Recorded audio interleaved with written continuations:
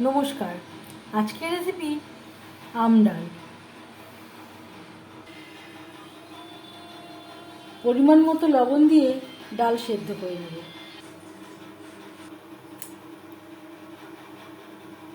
ডালের ফেনা পরিষ্কার করে নেব।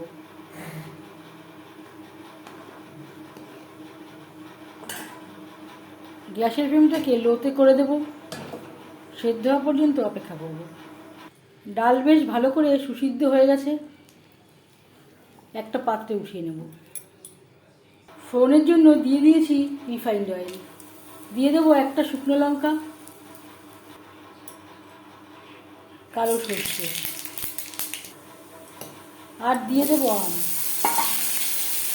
পরিমাণ মতো হলুদ দিয়ে আম ভেজে নেব, আর দিয়ে দেবো ডাল। রেডি।